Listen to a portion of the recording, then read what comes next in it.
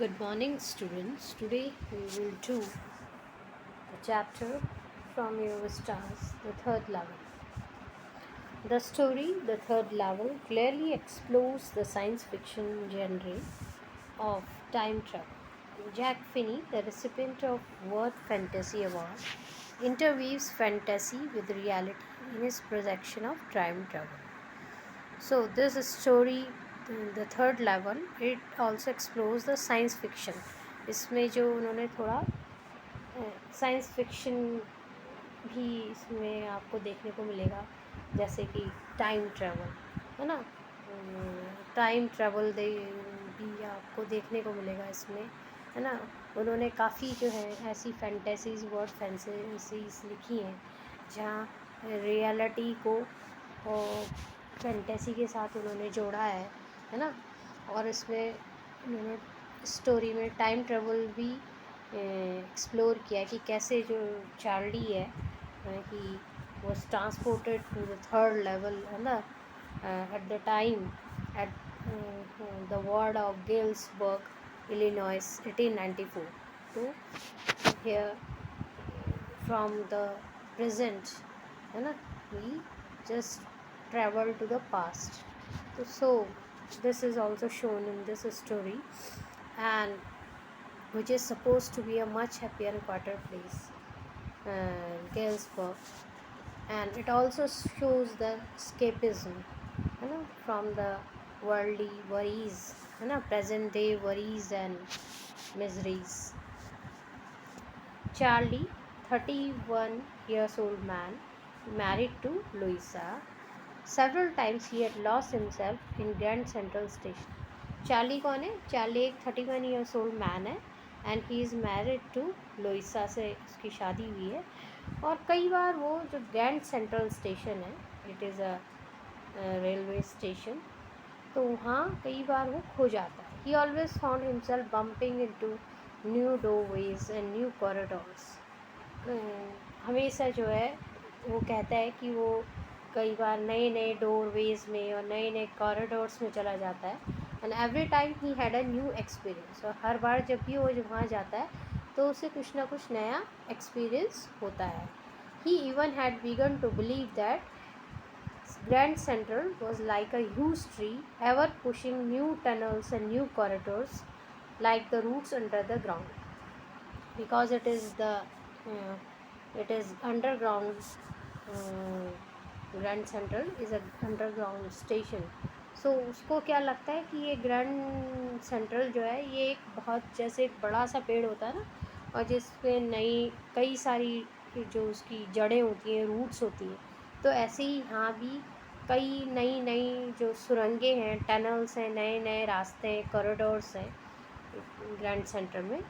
Once he got into a mile long tunnel, कि वो बताता है कि एक बार वो काफ़ी लंबी टनल में चला गया था, और जब वो बाहर निकलता है तो वो अपने को किसी होटल की लॉबी में पाता है। At another time he came up into the building he came up into the building of an office.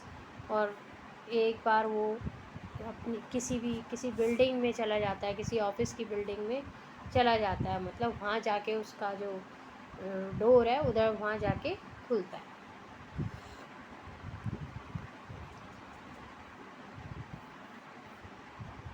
There was certainly only 2 levels. Grand जो सेंट्रल है, दैट रेलवे स्टेशन, वहाँ कितने लेवल्स हैं?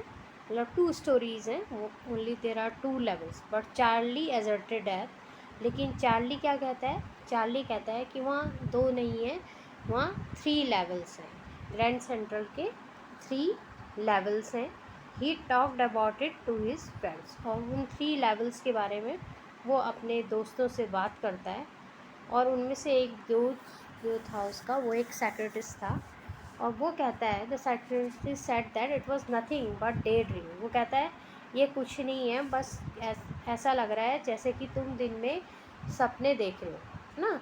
ही experience that was only an escape from his present life. मतलब वो कहता है कि तुम इस तरह की बातें करते हो, ऐसा लगता है कि तुम अपनी प्रेजेंट जो लाइफ है ये you are not happy with it, and you want to escape from your present life, तुम इस लाइफ से बचना चाहते हो, इससे भागना चाहते हो। The modern world was full of fear, tension and worries. क्यों? क्योंकि ये जो आज की जो ये वर्ल्ड है, दुनिया है, ये इस डर से, वरीज से, चिंताओं से, टेंशन से भरा पड़ा है, और इसीलिए तुम एक स्केपिज्म का जो है रास्ता ढूंढ रहे हो यहाँ से। The third level provides him an exit from it. और ये थर्ड लेवल कुछ नहीं है, ये एक एग्जिट है, मतलब इन वरीज, टेंशंस और ये मॉडर्न वर्ल्ड के जो फियर्स हैं, इनसे जो है बाहर भागने का नया तरीका। और इस बात पर उसके जो दूसरे दोस्त हैं वो भी एग्री करते हैं, वो भी मानते हैं इस बात को, साइकियाट्रिस्ट की बात पे। और वो कहते हैं कि इसकी जो, they said that his stamp collecting was also temporary escape. तो वो कहते हैं कि ये जो इसकी स्टैम्प कलेक्शन की हैबिट है, चार्ली की जो थी ना, वो स्टैम्प कलेक्शंस की भी हैबिट थी, वो स्टैम्प्स कलेक्ट किया करता था। तो वो कहते हैं कि ये जो हैबिट है ना, ये भी इसकी जो है ये एक स्केप, मतलब ये अपने आप को ऐसे ही चीज़ों में बिज़ी रखता है ताकि ये जो अब इसको जो प्रेजेंट डे की जो भी वरीज़ हैं उनसे ये भाग सके। तो ये भी एक तरह का टेम्परेरी स्केप है। Charlie did not agree with them, लेकिन चार्ली को उनसे इस बात पे वो एग्री नहीं करता, इस बात को नहीं मानता जो उसके दोस्त कहते हैं। वो कहता है, he said that his grandfather started stamp collection. वो कहते हैं कि उसके ग्रैंडफादर भी तो स्टैम्प कलेक्शन करते थे, and in his grandfathers day, लेकिन उनकी लाइफ जब वो थे उस वक्त तो बहुत ही पीसफुल था, सब जगह शांति थी, उन्हें तो कोई ज़रूरत नहीं थी भागने की। He did not need an escape, है ना। बिसाइड्स, फिर वो एक और एग्जांपल देता है कि besides president Roosevelt also collected stamp. और वो कहता है कि प्रेसिडेंट रूजवेल्ट भी को भी स्टैम्प कलेक्शंस का शौक था। तो मतलब here he want to justify that he is not choosing the way of escapism. वो भाग नहीं रहा है, आज की जो प्रेजेंट लाइफ की जो भी सिचुएशंस हैं वो उनसे भाग नहीं रहा है। अब one day Charlie got late from his office. एक दिन चार्ली को ऑफिस से आने में, वापस आने में उसको काफ़ी देर हो जाती है, लेट हो जाती है उसे ऑफिस में। And he wanted to reach home soon. अब वो घर जल्दी लौटना चाहता है, तो इसलिए so he went to the Grand Central. वो ग्रैंड सेंट्रल जाता है, वहाँ से वो सोचता है कि मैं ऐसे ट्रेन लेकर अपने घर चला जाऊँगा, ट्रेन में बैठकर। He walk down the first level. अब वो, because it is the underground railway station ना, सो वो पहले नीचे उतरता है फर्स्ट लेवल में, मतलब फर्स्ट स्टोरी में। And then he walk down another flight of stairs. और फिर वो दोबारा से नीचे नेक्स्ट लेवल पे जाता है। He thought he had reach the second level. उसको लगता है कि वो सेकेंड लेवल में पहुंच गया है, बट ही गॉट लॉस्ट। वो क्या होता है, अचानक वो खो जाता है। He walk down a corridor. फिर से वो एक कॉरिडोर से होते हुए नीचे उतरता है। ही थॉट इट वॉज रॉन्ग। उसे लगता है कि कहीं उसने गलत रास्ते में तो नहीं आ गया है, गलत कॉरिडोर में तो नहीं चला गया। But he walk downward. फिर वो और नीचे उतरता है। He walk down a short flight of stairs. अब कुछ ही सीढ़ियों से नीचे उतरता है, तो he thought that he had reach the second level again. लेकिन उसे लगता है कि वो फिर से सेकेंड लेवल में पहुंच गया है, बट एक्चुअली कहाँ पहुंचा था वो, he reach the third level. The third level was entirely different. अब जो ये थर्ड लेवल है जहाँ ये पहुँचता है, वो क्या है, एक बहुत ही अलग प्लेस है, एक बिल्कुल ही डिफरेंट प्लेस है प्रेजेंट टाइम से। It is totally different. It was old fashion थी वो, है ना। वहाँ कुछ ही मॉडर्न जो रेलवे स्टेशन था वहाँ पर तो बहुत सारी टिकट विंडोज़ हुआ करती थी, लेकिन यहाँ पर तो there were only fewer ticket windows, कुछ ही टिकट विंडोज़ थी। The information booth was made of wood. जो इंफॉर्मेशन बूथ था जहाँ से वी कलेक्ट इन्फॉर्मेशन। वो किस चीज़ का बना हुआ था? वो लकड़ी का बना हुआ था। और लाइट्स वर ओपन, जो लाइट्स थी वो खुली थी, ओपन फ्लेम गैस लाइट्स थी। और there were brass spittoons on the floors, floors पर जो है ब्रास के स्पिटन्स रखे हुए थे। और जो लोग थे वहाँ के, जो मेन थे, वो कैसे थे? उन्होंने बियर्ड्स और साइड बर्न्स, इस तरह की दाढ़ियाँ, और इस गेटअप में वहाँ के जो मैन थे। एंड वुमेन वोर old fashion dresses and high button shoes. और जो उस समय की औरतें थीं, उन्होंने ओल्ड फैशन ड्रेसेस पहनी हुई थी, हाई बटन शूज़ पहने हुए थे, है ना। जो रेलवे इंजन था, that was small with a funnel shaped stack, everything looked a century old. तो उसको लगता है कि ये तो सब कुछ काफ़ी पुराना उसको वहाँ पर नज़र आता है। He walk to the newsboy. अब न्यूज़ बॉय वो होता है जो न्यूज़पेपर्स बेचता है, तो वो न्यूज़ बॉय के पास जाता है। There he glanced at the word, this is the newspaper जिसका नाम है द वर्ड। वो उसकी न्यूज़पेपर की तरफ देखता है, तो वो हेडलाइंस पढ़ता है उसकी। The lead story was about president Cleveland. वो पढ़ता है तो वो देखता है कि इसमें तो प्रेसिडेंट क्लेवलैंड की स्टोरी है। Later Charlie found out from the library files that it was printed on June 11, 1894। तो वो न्यूज़पेपर कब का था? वो न्यूज़पेपर था June 11, 1894। मतलब वो उस टाइम पर वो चला गया था। ठीक है।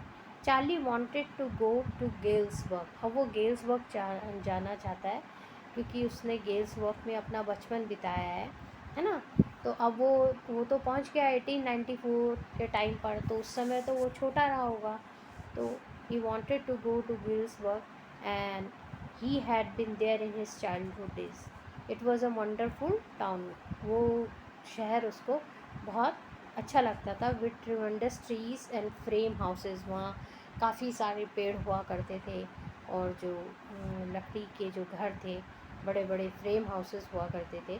तो वो जो है गिल्सबर्ग जाना चाहता है। इन 1984 sorry in 1894 it was a heaven of peace and tranquility. There was peace everywhere. सब जगह जो था, वो जो टाइम है वो क्या था? उस वक्त जो है गेल्सबर्ग में बहुत शांति हुआ करती थी, है ना। लोग जो थे बहुत पीसफुल लाइफ जीते थे। People lived a carefree life. So he asked for 2 tickets to Galesburg. तो इसलिए वो वहाँ से 2 tickets लेना चाहता है गेल्सबर्ग के लिए।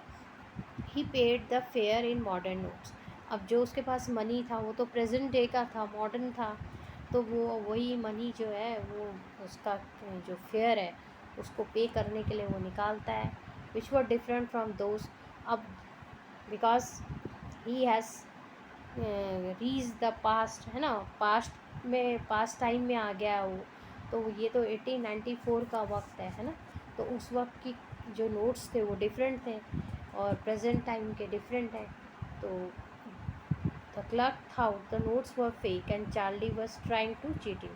अब जब वो अपने जो फेयर है उसके चार्जेस पे करने के लिए पैसे निकालता है, तो वो जो क्लर्क था जो से चार्ज ले रहा था, वो सोचता है कि ये झूठे नकली नोट देख के उसको धक्का देना चाहता है। तो he threaten to get him arrested. वो उसको बोलता है कि भाई तुम ये नकली नोट दे रहे हो, मैं तुम्हें पुलिस में अरेस्ट करवा दूँ। तो ये जैसे ही वो चार्ली ये सुनता है तो वो थोड़ा डर जाता है।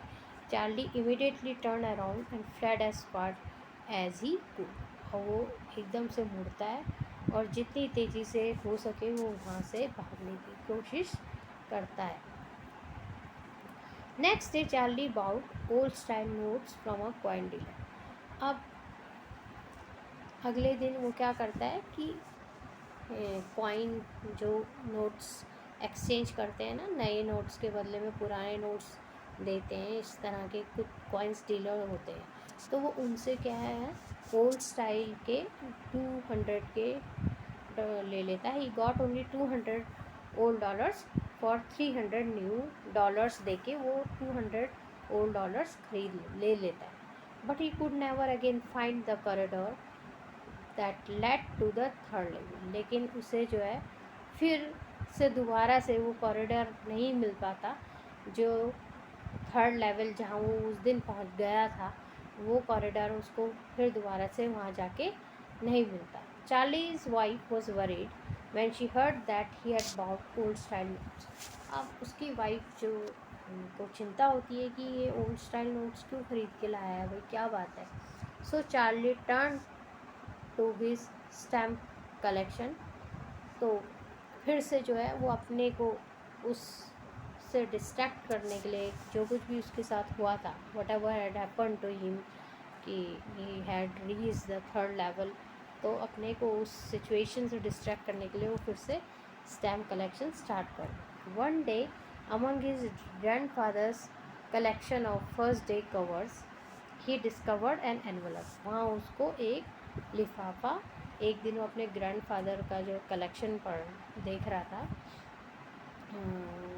तो वहाँ तभी उसको एक एनवलप दिखाई देता है. The postmark show that it had been there since July 1894. और वो जो उसमें स्टैम्प लगी हुई थी उससे पता चल रहा था कि ये जो है 18 जुलाई 1894 का है. He open the envelope but the paper inside was not blank. अब वो एनवेलप खोलता है और उसके अंदर जो पेपर था उसको देखता है. There was something written in that paper. It was a letter from Sam. वो जो लेटर था वो सैम का लेटर था, जो सेक्रेटिस्ट फ्रेंड था उसका, whom Charlie had often told about Galesburg, जिसके बारे में अपने फ्रेंड को, सैम को, चार्ली ने कई बार गेल्सबर्ग के बारे में बताया था, है ना. He had already gone there. वो जो है वहाँ पहुँच चुका था. He asked Charlie to continue to look for third level and join him in Galesburg of 1894. अब वो चार्ली से बोलता है कि भाई तुम भी, जब तुम थर्ड लेवल की तलाश में रहो और जब तुम्हें वो मिल जाएगा तो तुम भी गेल्सबर्ग पहुंच जाना. ये बहुत ही जो है वंडरफुल प्लेस है. Later Charlie learn that Sam had bought $800 worth of old currency. बाद में चार्ली को पता चलता है कि सैम ने जो है $800 के जितनी ओल्ड करेंसी खरीदी थी. Charlie hope Sam would have set up hay and feed business in Galesburg. उसे लगता है कि चार्ली ने, हे होता है जो ये घास फूस हम जानवरों को खिलाते हैं, तो इसका बिजनेस वहाँ खुला होगा. And that was what he had always wish to do. और यही जो है वो हमेशा ये करना चाहता था. तो it is nothing but escapism from the present day worries, है ना. आज की भागदौड़ की ज़िंदगी से, है ना, वरीज से भागने का एक escapism, कि इस प्रेजेंट लाइफ से परेशान होके एक अपने लिए इस तरह की लाइफ सोचना कि जहाँ शांति हो, किसी तरह का कोई तनाव ना हो. तो वो जो गेल्सबर्ग का जो टाइम है, वो जो 1894 का जो वक्त है, वो दैट वाज पीसफुल, है ना. So he also want to go there. Charlie want to go there and he says that कि his friend has gone there. वो उसका जो दोस्त है वो वहाँ जा चुका है और वो चाहता है कि वो भी वहाँ आए. सो here the story is finished. Hope you would have understood it. Thank you.